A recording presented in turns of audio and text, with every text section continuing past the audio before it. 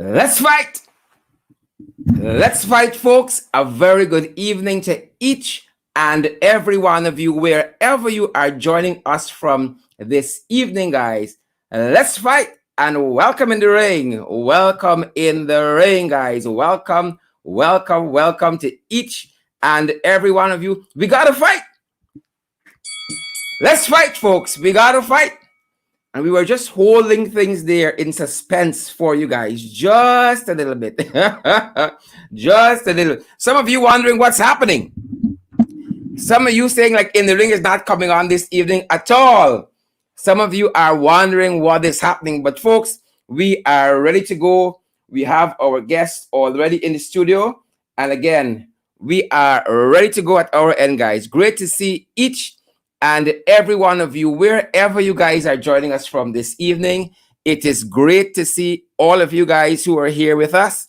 And we're just ensuring that we have everything in place. Because when we start, guys, we ain't stopping, we ain't slowing down. So welcome in the ring to each and every one of you. And we're so happy.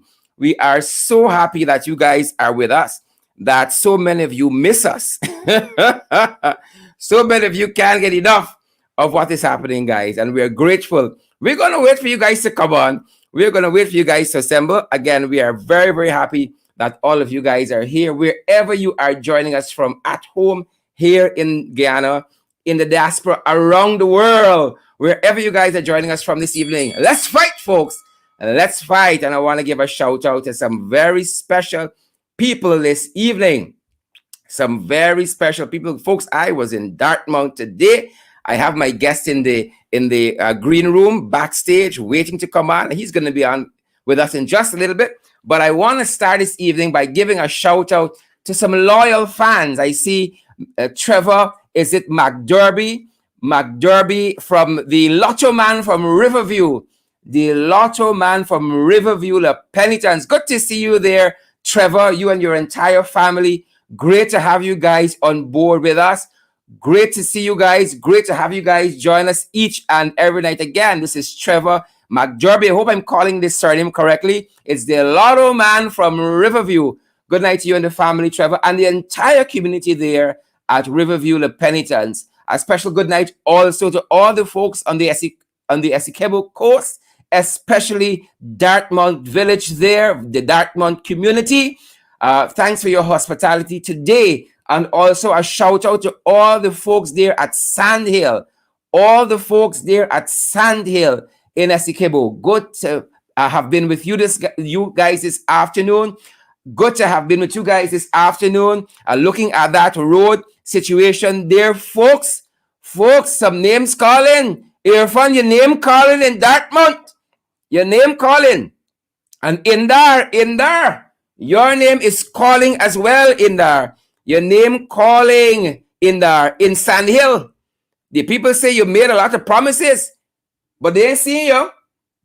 The people say you give them your phone number, but they ain't hearing from you. They're trying to call you to no avail, Indar. The folks say they're trying to call you to no avail. Indar, what is happening? Indar, the people want to know what is happening, what is going down. That's what the people want to know this evening. What is going down in there? They say you make a lot of promises, but they ain't hear from you in a long time. That road there is in a bad state. And the people from Sandhill there in Essequibo, they aren't having it. They aren't having it at all. They say the road is in a bad state. Folks, we're going to get through some of the hot topics, and we're going to have Mr. Khemraj Ramjattan, the leader of the Alliance for Change and also a member of Parliament, the Honorable Khemraj Ramjattan. He's going to be with us in just a couple of minutes, but I want to get through some of these hot topics. So I say to my guests, sir, please stand by. We're going to have you in just a little bit. Let us get through these hot topics, and so we can set the scene for the kinds of questions we're going to ask Khemraj. Again, I say to you folks, we were in the Essequibo coast today. We were in the Dartmouth community there, that grieving family, the Bostons there. We were able to, this is the opposition MPs that is.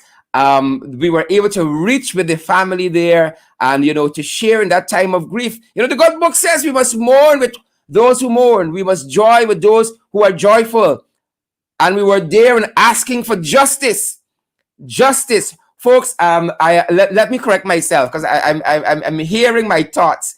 And that was the Sandpit Road on the Neeming on the Essequibo coast. Again, it was so great to have all of those folks there join us in that area. Folks who spoke about their concerns in terms of what is happening there in the terrible state of that road. In there again, your name Colin. In there, your name Colin. And it's not in a good way. It is not in a good way. In there, we got to fight you if we got to fight you. That is it. We're going to fight you if we got to fight you. Again, folks, so good to see so many of you. So good to see so many of you. And again, all of the folks who join us night after night. Night after night. Again, the program is what it is because of you guys. Right, Robin? Robin Ryan, Yasmin Henry, Denise Williams, Winston Henry, Highly Favor, Elderly Gilbert, Denise London Welchman, all the regulars. Margaret Nelson, good to see you, Margaret. Ingrid Pearson, good to see Ingrid. Claire Capel, Vanessa De Silva, Veronica Primo Rollins, and I see Ariel Abrams. Good to see so many of you folks joining the live stream this evening. Folks, you know what you gotta do when you come on this live stream. And folks, let me give a special shout out to Auntie Sandra. And not only Auntie Sandra, I want to give a special shout out to all the folks who is be fighting in the comment section. All the folks who are usually fighting in the comment section. So there's the fighting in the ring, and there's the Pashwe ringside. So I want to give a special shout out. So ringsiders, assemble in the comment section. You got to fight these jagabats. You got to fight these jagabats in that comment section. We want to see those emojis. We want to see those emojis. We know it's different levels of fight happening. And we got to fight these trenches in the comments. We got to fight the crosses. We got to fight the jagabats. Fight them. Assemble ringsiders in the trenches. The trenches is the comment sections. You got to fight them. God knows all my life I've had to fight. I've had to fight. And we got to fight them in the comment section. We want to see those comments. We want to see those comments. We want to see those emojis, folks. We want to see those shares. Wherever you guys are joining us from this evening, Alexis Arthur, wherever you're joining us from, Faye Laundry, wherever you're joining us from, Tamara Isaacs, wherever, Suraj, Hardnarain, good to see you, Marilyn Thomas, wherever you guys are joining us from, whether it is at home here in Guyana or it's around the world, people, we welcome you guys in the ring. And trenches, you got to fight them. Fight them in the comment section there. Don't let them get away with anything. Y'all know the truth, folks. And the truth we know shall set us free, folks. The truth we know shall set us free. The truth we know. Let's fight. Again, folks, welcome in the ring. So good to see so many of you. So good to see so many of you with us this evening. And we want to get right to the hot topics this evening, folks. I don't know about you, but I am ready to go. Redessa Williams, I am ready to go. Trenches, y'all are ready? The trenches ready? The jagabats ready? Ringsiders, we know you guys set. You guys are locked and loaded. Radha Ramkin says present. Radha says present. Locked and loaded and ready to go. Ringsiders, assemble in the trenches, folks. It's fight time. It is fight time. And again, we are so great and so privileged to have all of you guys in the ring with us this evening. It is our privilege. It is indeed our privilege, and we are ready to get to the hot topics. We want you guys to share the live stream. We love having you guys. Session tonight, people. Let's get through the hot topics, and then we're going to have our guests. Y'all going to want to share the live stream tonight. It's Pashwe. We know it's Thursday, but it's Pashwe, folks. And in the hot topics tonight, you know what we're starting with? You guys know what we're starting with in the hot topics tonight? Y'all better know. You better ask somebody if you don't know. Marvin Johnson. You better ask somebody. Francis Escourse. Ask somebody. Claudette Clark. Ask somebody, folks. What are we starting with this evening? No, we can start with, we got to start with the wild hogs. There's where we started, with the wild hogs. We got to start with the wild hogs. We ain't backing down, boots on the ground. We ain't backing down, boots on the ground. We ain't backing down, boots on the ground. We ain't backing down, boots on the ground. We ain't backing down, boots on the ground. We ain't backing down. Our ring silers assemble in the trenches. Ring silers, where y'all at? We gotta assemble in the trenches tonight. We ain't backing down, boots on the ground. We ain't backing down, boots on the ground. We ain't backing. Folks, I realize if this thing here in broadcasting and media and hosting this show and work out, I got a little fallback career. I hope y'all recognize that. If things don't work out, Sherrod got a little fallback career. Folks, even though living in the ghetto, I know some people like say, Sherrod, we got to up ourselves this year. We got to up again. It's Sherrod. So, folks, let us start on the COVID front. Let us start from the COVID front. I want to start on the COVID front and my tablet with my notes. My tablet with my notes. I'm now getting a chance to get it on. So, folks, we are going to begin 300, folks, as we start. We want to start on the COVID front. We're starting with the wild hogs on the COVID front. We're starting with the wild hogs on the COVID front, ladies and gentlemen. 300 are COVID positive tonight. 300, not 30. Not 3, ladies and gentlemen. 300 persons are COVID positive confirmed. Those are the latest numbers. And within the last 24 hours, we saw that they have been 9 deaths. Is it not time for Frank to go? Is it not time for the wild hog Frank to go? Just recently, ladies and gentlemen, in Jamaica, a minister, a sitting minister, he was standing at the time, was found to be breaching COVID-19 protocols. When they had the lockdown, he was out partying. Well, he was summarily dismissed. He was summarily dismissed. Ladies and gentlemen, he was summarily dismissed. Not here. Not here, ladies and gentlemen. Frank has done his utmost. Has done his utmost and has come up short every time. COVID is running rampant in our schools. We told you guys last night, 17 schools, not 7, not 0.7, 17 schools have closed since they were opened on September 6th. Thanks to the pervasiveness, the pervasive spread, the ubiquitous spread. We got to up ourselves in 2021. Ubiquitous spread of COVID-19. Thanks to the incompetence and the ineptitude of Frank Anthony. 9 deaths in the last 24 hours. And those figures are rising. And what we have not seen, ladies and gentlemen, what we have not seen is any response from the government with this new phase we're in, where fully vaccinated persons are now contracting COVID-19. Fully vaccinated persons with their blue books are contracting COVID-19, ladies and gentlemen. That being said, so as Frank was incompetently trying to tackle COVID-19 on the health front, Priya, she ain't tackling COVID-19 in the school system. Not this boar hog. Not this wild hog that we can tame. And we can tame Frank. And we can tame Priya. We can tame them. And they can work right. Or we can get them out. So we saw today, Priya was promising protection to the teachers.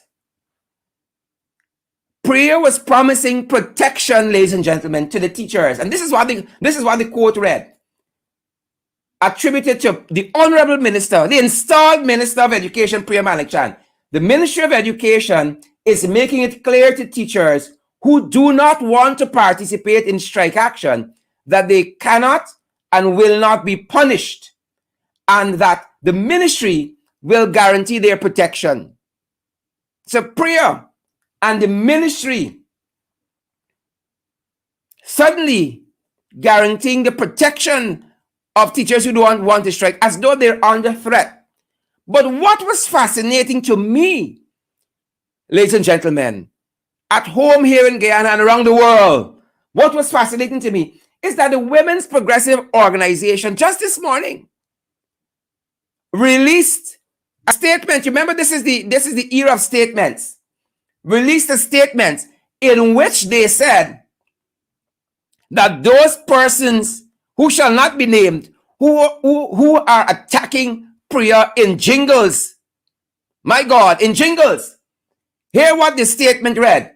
We call on the authorities to take whatever step. Y'all heard that accent there? We call on the authorities to take whatever steps necessary to protect the minister and others who are faced with such depravities. So the minister who is in need of protection, according to the Women's Progressive Organization of the PPP, that is. Let me be clear. This is the women's arms of the PPP, calling on the authorities to protect Priya. Because remember, Priya powerless. This is the damsel in distress. And now Priya, the powerless, is offering protection to the teachers. Strange occurrences. Strange occurrences. And folks, we have to ask ourselves how some things going. You all know we know how some things start. But it's important that we understand how they go in. But they had a man in Region 6, and I'm going to ask Khemraj about this. He seems never to be satisfied. Never. And so the gentleman ran. He ran from the coalition into the arms, into the bosom, the clutches, the jaws, the claws, the fangs of these devils, the PPP, these crosses. Who is the man? Veerasamy Ramaya. And Veerasamy Ramaya, who is characterized as a community activist, went across to the PPP. Well, we saw how it started. Oh, he was there at Babu John with high praises to the PPP. But here's how it's going. Ramaya resigned. Here why he resigned. According to Stabrook News, community activist Veerasamy Ramaya yesterday resigned as coordinator for President Irfan Ali, the installed president. President Irfan Ali Rapid Response Task Force in Region 6, stating that he had been insulted by a senior government official. My God, I thought everybody in the PPP is a pie. Come on, Veerasamy, you gotta name names. He said he was insulted by a senior government official. I hope it's not Priya. So it leads me to ask the question, which boar hog, which wild hog insulted Veerasamy that caused him to resign? He said that he was unable to work with regional officials. So not only did a senior government official insult sensitive Veerasamy, he was unable to work with regional officials who seemed to have an issue with him reporting directly to the president.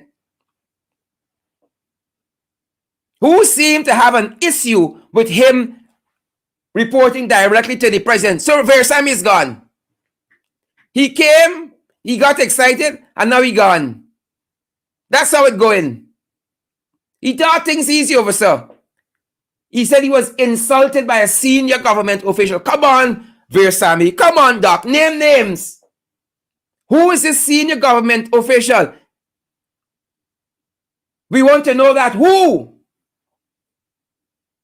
We have to know that. He said he couldn't work with the regional people. They had an issue. They're jealous. They're jealous, Veerasamy. So his response is resignation. Folks, how is it going? How the cost of living going with y'all there?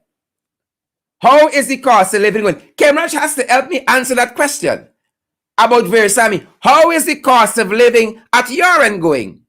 Well, we found some very interesting information in the newspapers quite recently. And it's not information, ladies and gentlemen, given by any Paku people.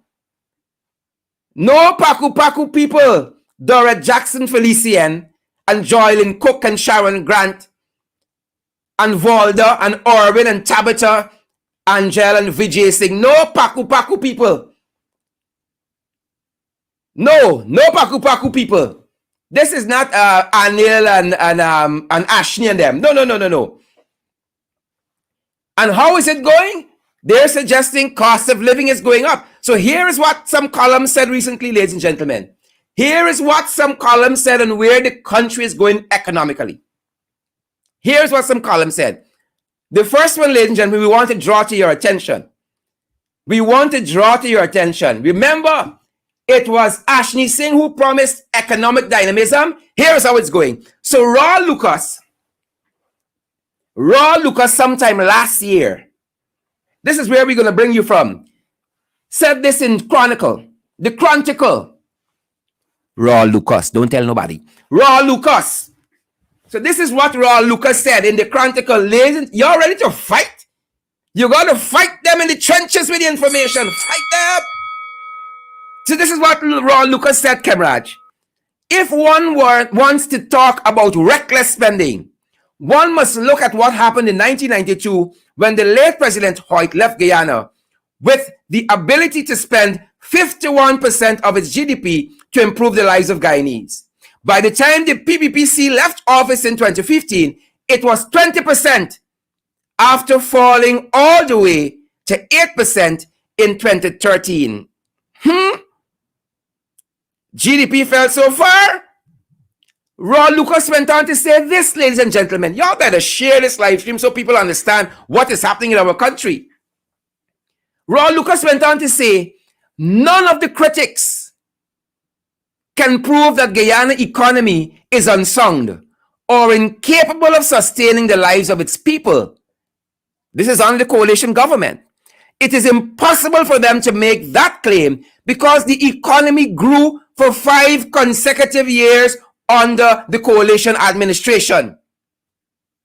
Lucas went on to state, if one were to look back at the first term of the Jagdeo administration, 2001 to 2005, one would see that the economy contracted on several occasions, and the best growth rate on the Jagdeo first term was below the lowest growth rate under the Granger administration.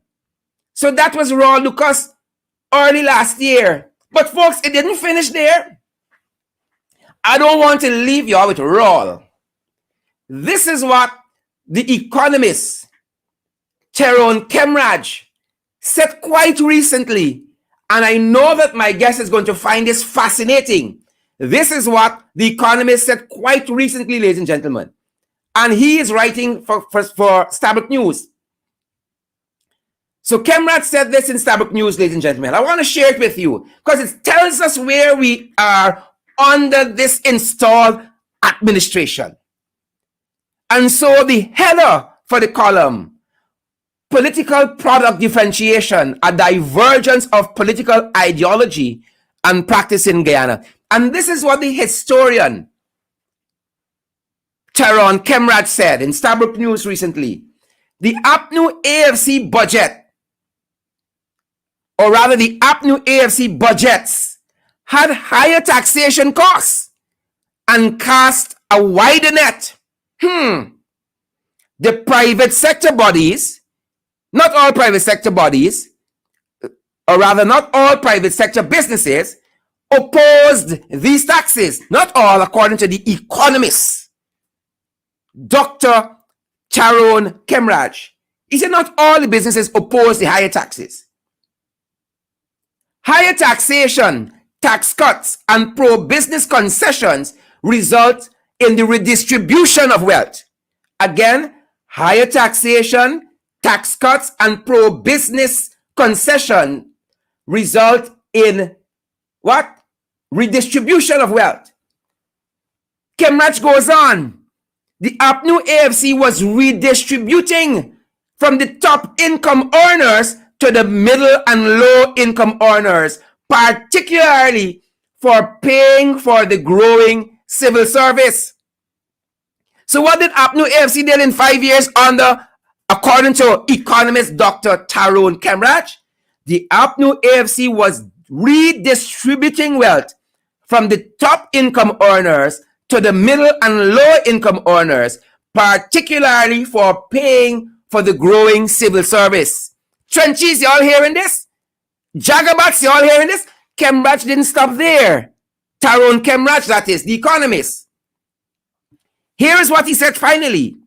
He said, on the other hand, the PPPC cuts business taxation, including providing generous incentives, thereby increasing the income shares of the already well-off, and in the process, most likely furthering income inequality. We got to get a whole show just to break that down for you. It means that there's only a few at the top earning big money under the Jagdeo Ali administration. And y'all want to find out why things tough. Y'all want to ask yourselves why things are tight. Take a read of that article. That column published in the Starbuck News. It was published on September 5th. And again, the title of that article, the header for that article is Political Product Differentiation, a Divergence of Political Ideology and Practice in Guyana. And folks, we come to fight, but we're fighting with facts. And if you don't like it, put it in your pipe and smoke it. We want to turn our attention, ladies and gentlemen, to law and order. Law and order.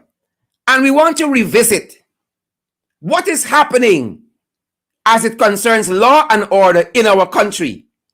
Just last evening, we told you that Orrin Boston was shot.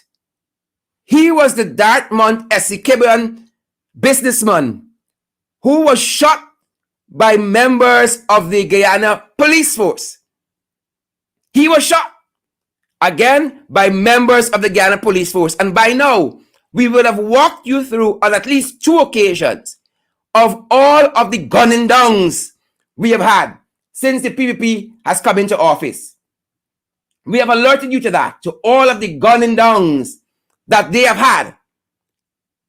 And we have alerted you to all of the police shootings of citizens that are of a questionable nature, in which Orrin Boston is now a statistic. Ladies and gentlemen. But what we found even more strange, and folks, this is where you want to get your popcorn and your cokes. Because the Guyana Police Force told us today, ladies and gentlemen, that they are unaware. The Guyana Police Force, they are unaware of who ordered that operation. This is what the Guyana Police Force want us to believe. Today, they are unaware of who ordered the operation that killed Orrin Boston there in Essequibo. They're unaware. Folks, it seems like since August 2nd, 2020,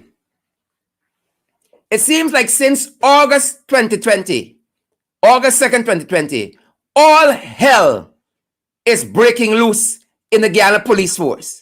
That is the way it seems.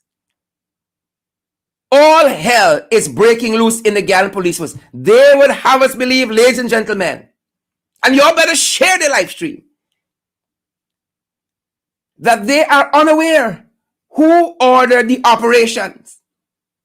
That's what the Commissioner of Police, Nigel Hoppy, acting, will want us to believe this evening. Let us show you some of what has transpired in the Guyana Police Force since August 2nd, 2021. The police force election, the police association election happened, and their accusations of rigging in the Guyana Police Force elections, their accusations of rigging. The Caribbean Police Force Association said they are not recognizing those persons who are elected. There was a first round of elections, and then the Commissioner of Police canceled those persons who were elected and asked for fresh elections the same day. The same day. So the police force, the police association elections, their accusation that it was riddled with fraud. Number two, the firing of the police force chaplain for a prayer. Reverend Patrick Dulichan fired for a prayer. The interference in the Police Service Commission. The interference of the president in the Police Service Commission's work. The interference of the president in the Police Service Commission's work. Here is what one article read concerning the president's interference. The chairman of that commission, Mr. Paul Slow, said, though not denying he made contact with the chairman, this is according to the article, though not denying that he made contact with the chairman of the Police Service Commission, Paul Slow thrice between September and December 2020, President Ali on May 31st said he never attempted to influence the promotion of certain senior officers. Paul Slow felt it was political interference. 300 million missing from the Guyana Police Force. 300 million missing from the Guyana Police Force. And there are investigations continuing where that is concerned. And then you had the Faisal Karimbash report, or Faisal Karimbash report. You have that report into sexual misconduct of the senior superintendent of police. Senior superintendent of police, in which the report says, the report titled Alleged Breaches of Discipline, and the report was done to the Police Service Commission. It revealed, according to the report, and I quote, there was not enough evidence presented to disprove or discredit the allegations against the senior superintendent that two female police trainees found his behavior towards them was of a sexual nature. All this is under a year. And then they took the Police Service Commission to court to try to block the promotion. Auntie Roxanne wasn't having it. Auntie Roxanne tried the case, and she said that the Police Service Commission's list, the Police Service Commission list, is legal and valid. That's what Auntie Roxanne said. But here is what she said about one of the people who brought this matter to the court. One acting Deputy Commissioner Calvin Brutus. Auntie Roxanne said the acting Deputy Commissioner Calvin Brutus had written self-serving letters against several of his colleagues. Self-serving letters against several of his colleagues. And more so, there was a paucity of evidence. All of that. And now the Guyana Police Force telling us that they do not know who ordered. They do not know who ordered this operation that killed Mr. Orrin Boston. And ladies and gentlemen, there is where I want to pick up my discussion this evening with the former Minister of Public Security, that ministry that has been renamed Ministry of what? Home Affairs, former Public Security, and the Member of Parliament, Mr. Khemraj Ramjattan. Sir, a very good evening to you. Thank you very much, Sherrod. I'm glad to be here to speak on, as you entitled it, law and order, and to give my impressions as to what's happening in that police force, having left it in a state of ascendancy, as it were, and now seeing, literally, in my opinion, I have given an opinion about 2 weeks ago, and I have to now say that just after 2 weeks, trying to find some salvaging of the police force, must say now that it is bloody well collapsing. Yeah. And Yeah. this rotten kind of things happening, I must say, is doing huge damage to its reputation that we built back from the 2015 to 2020 period. And there are lots of events. You have outlined a number of them there, which have created in the minds of the public that this is not a police force to trust. And of course, the most recent one being that big event in Essequibo, which you visited today, along with Juretta from the AFC, and I think it's Ricky. Ricky Thanks was very there, much for and doing several that. of our But I understand that there are colleagues. other new members too. Yes, correct. That went with Several you. of them Yes. as well. Khemraj, let's start our discussion from where we are currently. In what bizarre universe you have 12 heavily armed members of a tactical service unit, heavy armed members of a tactical service unit that go out in this manner? I want to get the name of the unit as it was quoted to us last evening, and perform this kind of operation. Let me get that. The SWAT Yes, team. they said they were the Special Weapons and Tactics Unit team, consisting of 1 officer and 11 ranks, deployed Tuesday, September 14 from headquarters, Georgetown. And the Guyana Police Force leadership wants to tell us, Khemraj, that they do not know who ordered this operation, and business goes on under the Ali and Jagdeo regime. Madness. Your thoughts? Well, that is another piece of misconduct, which is terrifying, because if the top leadership, inclusive of the commissioner acting, cannot say who it is that has done this thing, or arranged that we have the team go out there and do it in such a manner, well, then we are in really, really dire a position. As I said, it is rotting from inside, severe rotting from inside, and it is demoralizing too when you're going to have all of these things happening, and members of the public is going to also have no respect for the police force.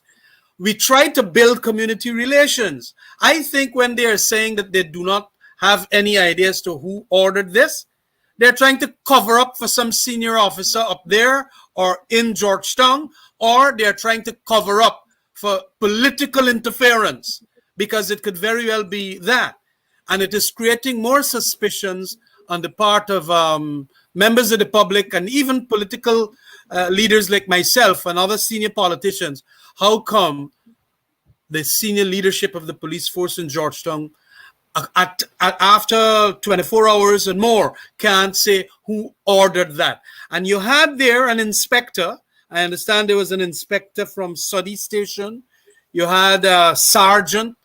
I know the names of a couple of these people, and they must have asked their senior ranks there, or senior officers there, who is it that is allowing this to happen and where it is coming from. So it is not nice to hear that they cannot state to the public after 24 hours who arranged this and who, did this thing in this dastardly way, violating all the human rights of people. And I want to bring to you that this thing was a rampaging night, because it was not only Orrin Boston's house that this thing happened. I got Talk two to other us. clients, Brad De Silva and Orrin Clark from on the naming. Lot 17, phase 2 on the naming. And they live in a house there, ordinary people. And at around 3 a.m., this same team came and did roughly the same entry into this Orrin Clark's house.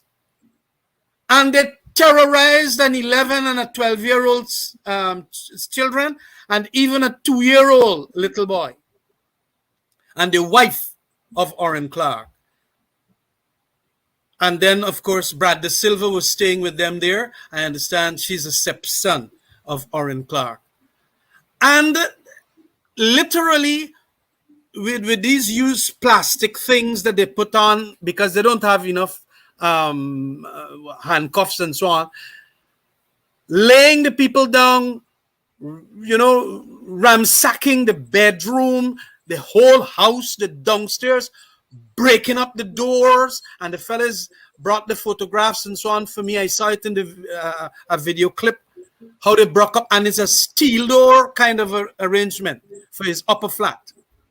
And now he can't even close back his upper flat. He and his family got to go somewhere else.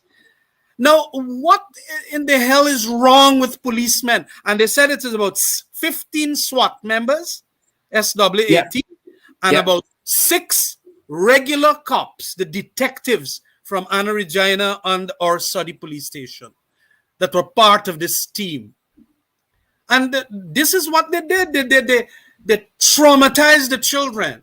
Then they pick up the Amerindian fella, Brad De Silva, who was living there, and decided to hold him, indicating that he will know something about some murder. Now, why when why when you do these things, you didn't arrange that? Okay, if I want to arrest Brad, a fellow working ordinarily in Essequibo there on the naming area, you do that in the next morning or early in the daytime. You come and you arrest people.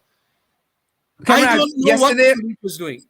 Sorry about that. Yesterday was the International Day of Democracy, and the installed President Irfan Ali extolled all the virtues of his government where democracy is concerned, and all his aspersions about rigged elections and all manner of contrived and revisionist history. That being said, a proper functioning police force has to be part and parcel of a democratic regime. And a police force that doesn't understand or don't know how 12 highly armed men, armed to the teeth, could leave headquarters Georgetown, travel all of those miles to Essequibo, kill a civilian, and they don't know. It is mind-boggling to me. And that Ali could talk with a straight face about democracy flourishing under his administration. Well, I want you to understand that the PPP, and I know them very well, coming from the belly of the beast, are control freaks. They're Stalinist in their mentality. That is why I'm not ruling out the option of political interference as being one of the things that caused those policemen to be there. They bypass the ordinary leadership of the police force, Nigel Happy and all of them, and they gone and they do their own thing by telling some of the people on the ground who might be policemen that support the PPP, do the hell you want to do there to ensure that these things get done and people get caught and so on. And that is the kind of the Stalinism that we see, the control freakism of the PPP. And, this is terrible what has happened. So to your question, what it is all about, it has to do nothing. The PPP is not democratic. I made a comment recently. The PPP only want to feel, and it for a long, long time, that winning elections is democracy. Winning elections is the starting point. Okay, and they've won it. They got a presidency. They got everything they want. What want us to bow down now and say y'all are legal? All right, well, we have our caveats and the litigation in court and so on. But notwithstanding that, they are in government. What you do after that is good governance. You ensure that the police force is professional. You don't let the police force go and do crazy things as they're doing. And you do not allow political interference, because undoubtedly, now that you're getting from the Commissioner of Police that they don't know what happened, do not rule out that it might very well be true, although I've indicated that it's hardly likely that somebody got to account for who gave them the instructions. And it could be political interference, now that the leadership of the police force is saying so. So they only know about what democracy's first principle is, periodic free, fair elections. They got there. Now they know nothing about good governance. All those things that you mentioned, how they treated the elections of the police service association, the police association, and so on. And they have what is called a motive for that. The motive is because it is a police association that will have to make some recommendations for one member in the police service commission. And it's a recommendee from the police association. So they want their own members who are going to head that police association, so that they're going to make a kind of an agent of theirs, the member, as one of the members in that 5-man committee. And then that is one of the reasons that they arrange that elections that way. Control freaks again, not being democratic. And you can get Irfan Ali. He's still supposed to show us his first degree. He has not yet done that, but he's saying that on International Democracy Day, this is what it is all about. Well, 3/4 of what democracy is what you do in that 5-year period or whatever period after an elections. And we are seeing the atrocities that are being committed. And as you say, Khemraj, the breaking down of the guardrails of democracy. I have mentioned that term. The guardrails of democracy are being demolished. Everything that the PPP does has some element of motivation towards control. And in a democracy, there is a diffusion of control, meaning that it is in all other spheres, like the Police Service Commission, that the leadership of the police force will know operational matters. It is not some politico or regional councillor or a president or a vice president saying, and so on. It is all diffused all around. And that is what you call liberal democracy. The rule of law also, explanations almost immediately. Arresting the man that shot Orrin Boston, arresting the man that went into Brad De Silva and Orrin Clark's house and terrorized them and wrongfully arrested Brad De Silva. And you know, they took away the phone of Orrin Clark. Mm-hmm. And this afternoon, I had to call the Anna Regina police station and give back the man the phone. You know, they went and searched and they can't find the phone. They find some others that yeah. All of that the police can't find the phone that was in their possession? Exactly. So you don't know what is happening to that police force. I mean, Khemraj, on that note, we got thousands of Guyanese at home and around the world watching us this evening. Guyanese like Ronell Hanover, Gwyneth Jones, Michelle Williams, Karen Smith, Gregory Lovell, Marla Alicock. Thousands of Guyanese watching us. Rita Singh, Randolph Gentle, Bola Prasad Cecil, Randolph Rudy, lots of Guyanese, Fred Samaru, watching us from across the world, and who are also sharing the live stream.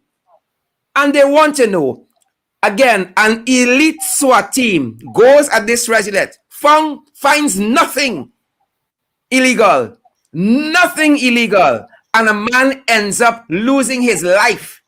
The first report that we read said that the man was shot his upper arm. Again, it is mind-boggling in the 21st century. You can lose your life from a gunshot wound to your upper arm. Mind-boggling. But Khemraj, the police force story is not adding up. It's changing. Listen to one report. This is News Source. Sources familiar with the post-mortem report told News Source that the examination found that the bullet that took the businessman's life entered his body from the left side and traveled to the right side of his body, becoming lodged. No, it is one big cover up. Look, Sharad, there is nothing in my mind now. And that is why within that 24-hour period there, my estimation of the reputation of that police force is gone now. Because they're trying to cover up. And it was a beautiful statement made by Nigel Hughes this yesterday or today, which indicated that the blood is on the mattress. You know, they were trying to say that the man was shot outside. Yeah, yeah. Is on the mattress, He was and his confronting wife them. gave a statement. Yes. His wife gave a corroborating statement that it was on the bed that the man was shot, and she thought that she was next. And that is what they did at the home of Orrin Clark. They broke down the door and went into the man's bedroom too. And this is, I can't understand what kind of rampaging disorder went in, I mean, it is crazy. And I'm not finding the words, the most reprehensible conduct of the police. And then to cover it up, and then to get the leadership saying that we know what happened here.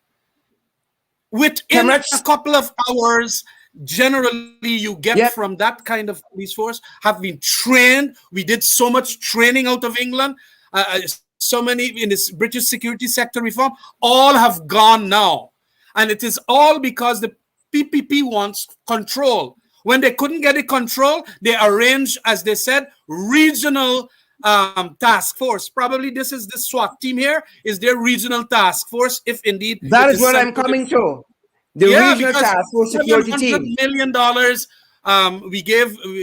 they allocated, and they don't want to answer the questions. And this kind of policing is the same thing I had prophesied, as it were, that they are going to do a lot of wrong things because they're not going to train people properly to this regional task force. And if it is but part of the regional task force that went in there with all their body armor and this and that and kill her in Boston, well, we had said indeed that is what is going to happen.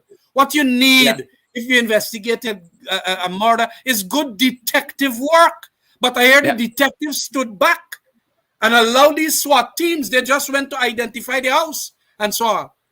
And then it's probably ignoramuses you got inside of that SWAT team that did a lot of nonsense. And we now couldn't characterize it better. 24 hours later, we don't know what they were searching for. 24 hours later, we don't know if they had a warrant. 24 hours later, we don't know how they entered the yard, how they entered the house, how they entered the bedroom. 24 hours later, more questions than answer. Khemraj, as the former Minister for Public Security, now the Ministry of Home Affairs, would the minister have to sign off on an operation of that nature? No. Kind of high-level operation. Matters. Well, in my reading and in my administration, I ensured that all operational matters were executed by the Commissioner of Police. You cannot interfere with operational matters. Politicals need not even know, and so on. It's afterwards you report to the minister. We are in charge of policy. And the policy that was left there was that you have to behave professionally. If you want to enter people compounds, you got to go with search warrants and so on. And that is the policy that they are to abide by. They are not abiding by that now. And the previous houses, because my client Orrin Clark and Brad De Silva told me that when they went into the back of that vehicle at 3 o'clock, one of them, went into the back of the vehicle, Brad De Silva, there were already 3 or 4 people there whose houses had been raided too. So there was a big operation on the coast. Boston, and at 4 o'clock in the morning. Then they went to Orrin, Boston. So if you're investigating a murder, you don't go in that very sweeping manner looking for evidence like that, and you do all kind of craziness and you traumatize about 3 or 4 families, and then you don't find anything. And these are ordinary, hardworking people, which the detectives ought to know about. The detectives in an area are supposed to at least have the work cut out for them in the sense of information gathering, who might be the suspect, who are, and so on. And when they're going to hear these names, by what you are going there for? They should have told them, whosoever these SWAT members are, do not do that. Do not fire stupidly. And I hear they were armed to the hilt, all 15 of them. Which brings me to the next question, Khemraj. For an operation of that nature and quality, would the Commission of Police have to sign off on it? That elite team leaving Georgetown to go all the way to Essequibo Well, to we carry don't out the even operation. know who this elite team is. But whatever it is, if it is an elite team that went up there, the commissioner or somebody, senior commander of the division within Region 2 must know, because somebody is arriving there, a SWAT team. What are they going to arrive to do now that the reality has happened? They arrive then to go and make arrests. It is only logical. So they must know as to the order of the whole arrangement and the ordering of the whole arrangement. So it's cover up, total cover up. And we're coming back to a time when it seems that like the troubled times, 2002 to 2006, that period or thereabouts, where so many things could go wrong now. And at an international level and at a regional CARICOM level, this kind of thing does tremendous harm, not only for investment, it does harm for also the reputation of people who want to come here in an oil and gas economy now. And, you know, if police going to shoot people up like that, and you stated about 4 or 5 names who have been shot already. Look, the thing is not going to go down well. We are not going to be regarded as a modern democracy. This is, but, you know, the worst of the types. It is like, you know, banana republics. And this is not the kind of democracy that we want to build. Security of a nation is fundamental. And for the security of a nation, it is the police force. It is not the military. It is not regional task force. You got to go and instruct the detectives. You go make the arrest. Mm-hmm. Unless, of course, you have information that these men got AK-47. Like some people in Mahaika, Jinga and them. Then you can probably send. But they always lose out against those people. And they're now killing innocent people in Essequibo. It is an amazing thing. I don't understand. But I am going to try as best as possible to discern what might have been the motivation here. And it is a very, you know, it is so an abomination. And more as the police, it's better they shut up. Because the more they talk, is more nonsense coming out of their mouths. And it is not right. It is not right. And Khemraj, people now are going to have tremendous difficulties believing anything that they talk about. The community relations in Essequibo have gone to the dogs too. The best police force in the world are those that have a very good relationship with the community. So whenever the crime happens, they go, they tell the police all the information. They even might come up with the suspects and all of that. And this kind of bad relationship is going to create a resentment with the Essequibans and especially the family members and friends of Orange Boston. And that resentment can do harm. And if this thing is going to happen all across Guyana, as we see it happening, I mean, with other incidents ranging from falsely arresting people for powder milk, thinking that it is cocaine. I mean, all those things. Policeman take a tiddle and put them in the tongue. You're going to know if it's numbing the tongue or whatever. You're going to know quickly. As against foreign leaf milk. What's wrong with these guys? I mean, oh gosh, man. Madness, Khemraj. It is, yeah. And we are looking real terrible. And the politicos, my good friend Ben, will have to make some statement here that is far more trusting. Because he's saying let time and so on, and we're going to investigate and so on. Investigate what? The lady from the statement that I read from Mr. Nigel Hughes is saying that they came in there, broke down the door and all of that and gone in there and shoot the man in his bed. Yeah. Yes, that is what they did. Khemraj, as we wrap up, we are hearing some familiar themes in this investigation. And one of the familiar themes is, we will leave no stone unturned. We will leave no stone unturned. But they said the same thing for Isaiah and Joel Henry. And a year later, Nothing has happened. No justice. And when there is no justice for the people that have been, slaughtered like this, it redounds to the detriment of those officers and all of them, and the ranks and so on. You got to get justice. And we're waiting for Henry them. No justice yet. They want to cover up that too. And that is what is going to happen here. I think that it is clearly a case of a cover-up happening. And it is no good. Absolutely no good. The other instances where these fellas, I hear they started off about 1 o'clock in the morning. Mm-hmm. Mm-hmm. Yeah, 1 o'clock in the morning, rampaging people's house and so on. Yeah. I gotta verify that from the other fellas. But this is terrible. And then snatching a little girl, an 11-year-old girl, the phone out from the girl hand. And Madness. Then, because they felt that the girl was videoing them with the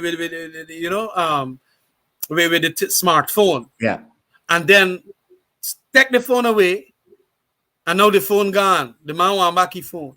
Khemraj? But that is de minimis, quite clearly, as to what the police has done here and the harm that they have created. And we're going to get more of this because, as I have said, this administration wants to use the police force as its instrumentality. It is a long-standing thing about the PPP. They got to control all them policemen and direct them and so on. Even though operational rules say you cannot do it that way. But they're going to want to control freakism. Yes. Khemraj, besides stating the obvious, finally, when David Granger, under the APNU AFC-led administration, looked for a commission of police, he said he wanted someone incorruptible. That's it correct. Seems as though when you get the head right, the body followed. And so we saw a different police force. Besides stating the obvious again, why has the complexion of the police force changed in such a short time? Well, again, they as is so self-evident, so very evident by what they did to the Police Service Commission, headed then by Paul Slow. It shows again that the PPP wants the control, and then they want their boys to be at the top. They want people who they feel that they could instruct, and this is what they want. So you can have instrumentalities that are agents of yours in the police force doing all the work and knowing very well that when they do wrong, they could easily cover up it and so on. Well, I hope that Nigel Happy is not part of that. I hope that Nigel is not part of that. I don't believe that he's going to be part of that. But there are others who are going to be part of that, and that is what the PPP wants.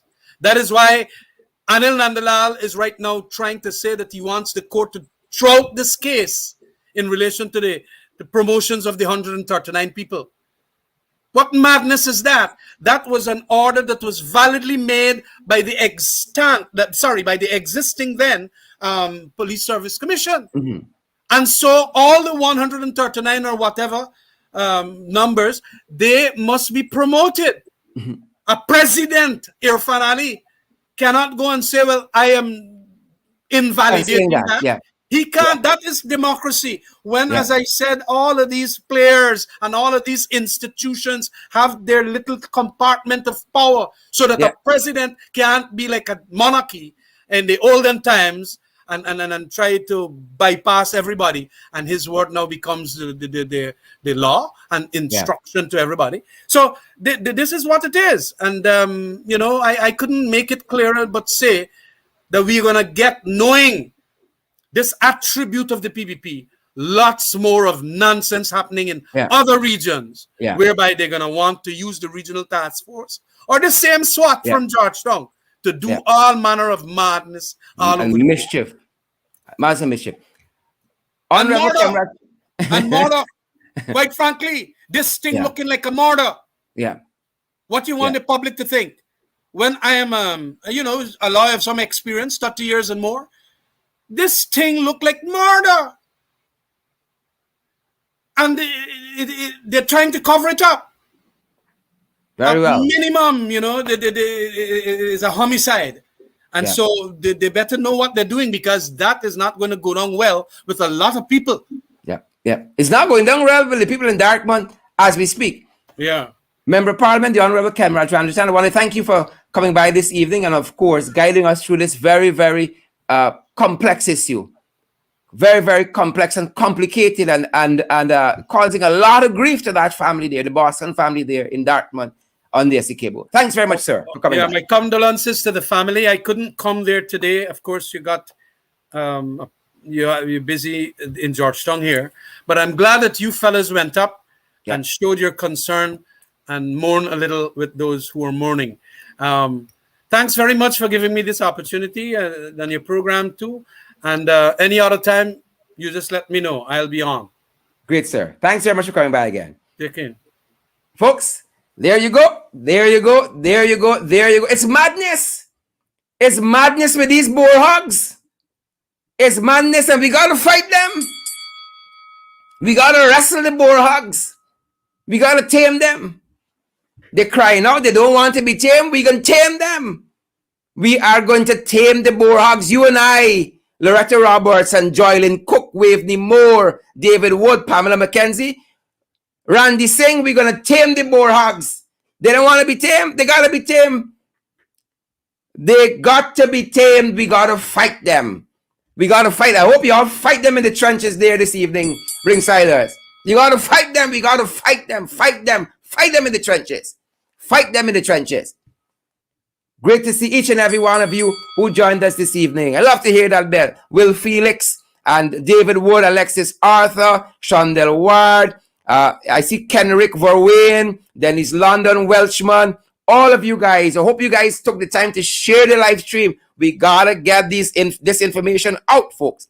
Take the time to share the live stream. Take the time to share the live stream. And with that being said, folks, we got to get to our housekeeping. Even though we bypassed it in the beginning of the show, we got to continue to ask you guys to come on board and to partner with us. Help us to fight them. Fight the boar hogs. Fight the boar hogs, the whole pack of them. Father boar hog, mommy boar hog, and all the children. We got to fight them. We got to fight them. And some of the boar hogs barren. So they ain't got no children. Perhaps that's why they ain't got no feeling. We got to fight them. And so partner with us, folks, on a monthly basis. $5 10, 15, 20 US dollars, and help us to build our program, help us to expand, help us to do more on your behalf. Again, at the Cash App platform, it's the $ in the ring 592. The Cash App format and platform is the $ in the ring 592. At PayPal, it's in the ring 592 at gmail.com. At PayPal again, it's in the ring 592 at Gmail. We're also available on the MMG 627-6963, 627-6963. Any information, any queries, any videos, any photographs you have, share it with us also on WhatsApp at 627-6963. And also we're available on MoneyGram. We're also available on Western Union, at Western Union. And again, any queries, 627-6963, any information, any photographs, any videos of anything untoward that is happening, let us know, folks. It was our privilege having you guys in the ring this evening. Thanks for joining us. And as you know, as we do now, I'm going to stick around and give a shout out for some folks. But the rest of you who want to go on to other places and to other shows, you are free to go, folks. Free to go, but go fighting. Share the live stream and go fight in the trenches. Go fight in the boar hogs. Go fight in the wild hogs. Go fight in the crosses. Go fight in the jagabats. We got to fight them. We got to fight them, people. We got to fight them. These jagabats and crosses, a whole pack of them. Soon as they come in, it's one purgatory to the next. One purgatory to the next. As soon as they show up, one nonsense to the next. One nonsense to the next. Not so, Dollar Tasana. Marilyn Seaford, not so. Natasha Deely. Father Mike. Olive Farrell Chosen, not so. Folks, we got to fight them. We got to fight them. You all stay safe out there, but we got to fight. Unfortunately, that is where we are. You can see things going down like this in the community of Dartmouth, and you can just say, well, there's another one, God. How many more jobs we got to fight? The people of Underneaming, standing up for your rights there concerning that road. You got to fight them. Gavin Holder, Marsha Glasgow, Shamiza, Shakir, Shondell Ward. We got to fight. Unfortunately, this is where we are. This is where we are. So they could try to appease people, and you give out cash grants to the private school and 19,000 to the private school and all of that. All of that. And while you're doing a whole pack of nonsense, y'all heart and clean. Y'all heart and clean. How y'all can see y'all way? Carl Miller, you know it so. George Emerson, you know it so. Gavin DeAndre, you know it so. Wendy Andrews, Erica Hooper, Redessa Williams. Y'all know the thing. Abigail, Othniel Prasad, Othelene Prasad rather, Osman Hodge, Shamir Budram. Good to see all of you folks. Delise, folks, come on board. Come on board and partner with us. You will not be disappointed. Help us to expand what we're doing. Trust us. Trust us with a couple of your dollars, and you're going to see money well spent, folks. Help us to expand. Come on board and partner with us so we can do it bigger and better. We can do it bigger and better. Folks, as you go share the live stream, good to see we have 2,800 of you still watching us. And as I said, folks, those of you who need to go on to other places, heading to work, on a train somewhere in the world, on an Uber cab somewhere, on a bus somewhere in the world, thanks for joining us, each and every one of you, wherever you are. Those of you at home here in Guyana, you're on the job somewhere where you're at home. Some of you, your feet up on your big couch watching your smart television. Good to see each and every one of you guys. Thank you so much for your support. Thank you for your love. Joylyn Cook, you gotta fight them. We gotta fight them, people. We gotta fight them. Alexis Arthur, good to see you there, Alexis. Charlene Jordan, good to see Charlene. Folks, I'm telling you, we gotta do a link up. We gotta do a link up for All Year's Night. So not for All Year's Night, Boxing Night. We gotta do something virtual, physical, or virtual and physical. Right? Hopefully by then these jagabats and wild hogs got this COVID under control. Because they're wilding and COVID wilding. These wild hogs. Hopefully by then. But we gotta do something, folks. We gotta have a ringsiders link up. I want to see what some of y'all look like. Some of these names very, very nice. Some of these names look friendly. Oswina Tap. I want to see what some of y'all look like. I want to see what dance moves some of y'all got. And y'all know it's only one song we dancing to. My body, my choice. My body. The Boer Hawk tune. The Wild Hawk tune. That's the first one we broke away with. Shanna Young. Good to see you, Shanna Young. Wait. Good to see you there, Shanna.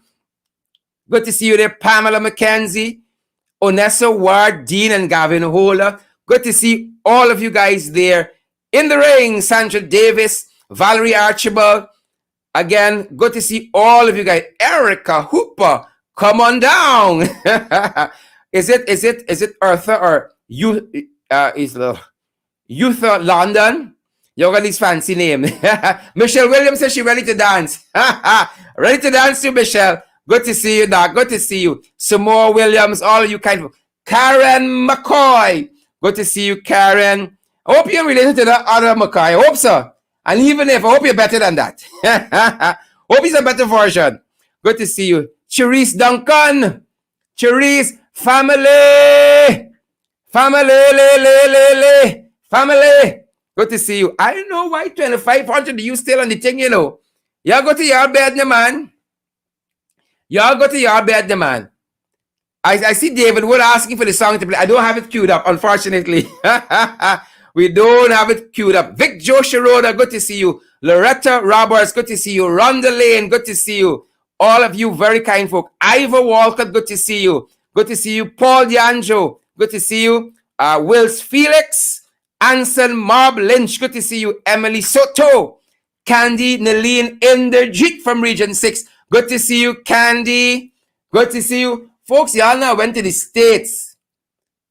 And hold on on the accent. I got to get my money's worth from it. So when I feel I get my little money's worth, the accent. Y'all know real easy. Good to see you folks. The folks there in Underneaming, SC Cable who watching us. Folks, we love you guys. Thanks for viewing the program. Those folks by the Stelling who gave us a shout out in the ring. The boat drivers, the captains, the conductors. Shout out to all of you guys, all the folks on the Essequibo coast who gave us such a warm reception today. We're so friendly and so kind. Thank you guys. All the folks around the world. I love saying that. Around the world.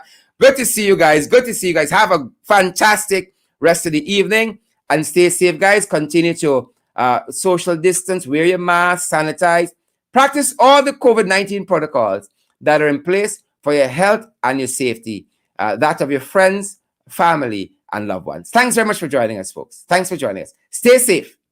Stay safe.